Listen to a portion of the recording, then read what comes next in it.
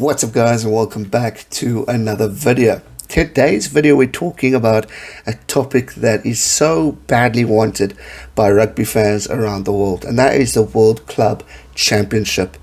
And on that note, Japan's top league boss has said he wants to bring in the top All Blacks into his clubs so that they are obviously competitively ready for a World Club Championship.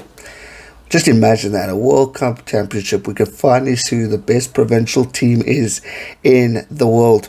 You can get your final Leinster Saracens, Leinster and the Crusaders, or Saracens Crusaders, or one of Japan's leagues playing against the European leagues, South African players leagues playing against European, well, that's going to happen, or Japanese leagues. There's so much opportunity for phenomenal success in a World Club Championship. It is something that can bring so much joy to people. It's a debate that happens after every Super Rugby campaign when it still continued, and after every European Champions Cup was who's the best, the Saracens or Leinster or Exeter Chiefs, or you got Toulouse or the Crusaders or the Sharks or the Brumbies. You know, obviously I would say the Crusaders a lot because they always win the Super Rugby Championship.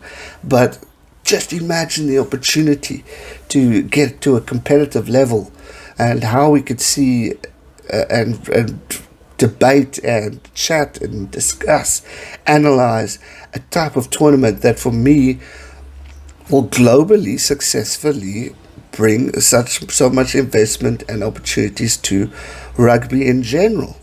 There's so much opportunity for rugby, and we need to grow the sport globally, which Bill Beaumont promised last year when he got signed on for chairman again. Frankly, we hear the talk of a Club World Championship, but we haven't seen much being done. There was talk of a Nations Cup and all that, and I know it's in the mix, and I know COVID-19 has hit the world and caused so many headaches, but it's also given us an opportunity to think, especially when there was no rugby being played. How can we do it? What can we do differently? A World Club Championship, I think, will be an absolutely incredible tournament.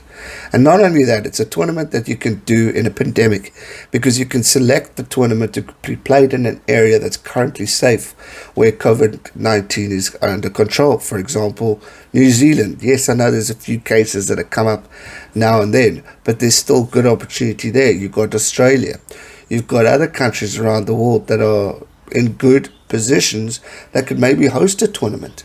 Think of the monetary value it can bring to a small nation. Remember what the World Cup did to Japan? What something like this could do to a country is brilliant, because it's just an exciting opportunity for the best of the best in a provincial level to really shine. Not only that, it's a dream come true for the players who don't always make the international team, who don't get to play in the Rugby Championships or the Six Nations or the World Cups and all that jazz. It's their opportunity to say, well, you didn't select me, now I'm going to shine on the Club World Cup. We know what a success it is overseas. In football and other types of tournaments, I think rugby, it could be even bigger if we put the right people in charge to control and focus this game. And all that stuff, and I think it's going to be great.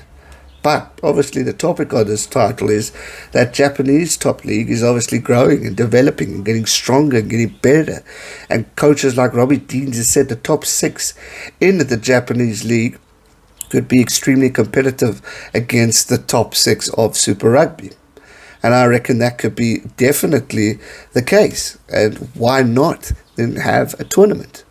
But the big boss, Ota, has gone on and said he wants to get the top All Blacks. Top level All Blacks like Beauden, Barrett, who's currently there on a small sabbatical. Brodie, Retallick is scheduled to come back to New Zealand, but there's talk of him going back. Then you've got coaches such as Wayne Smith, Robbie Deans, like I've mentioned before, who are potential scouts out. Jake White's been there. He's achieved all this with the Bulls. Why not go back? There's so many opportunities going on, and with Japanese provincial rugby developing and growing, we could see room for growth, and we could see an opportunity for growth in the sport in itself. So All Black fans, are you worried? Because I know the ruling is if you go overseas, you can't play for the All Blacks, but I think a small sabbatical like what Beauden's doing, it can definitely be alright.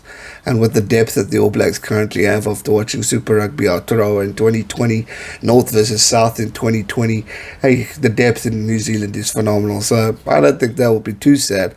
But with the likes of the Beaudens and the Geordies and all these phenomenal, talented, starting All Black players leaving, it's going to be a massive loss to the brand in itself. But hey, New Zealand's also got a big investment on their way, so I don't think they'll be leaving just yet. So we'll see what happens, but time will indeed tell.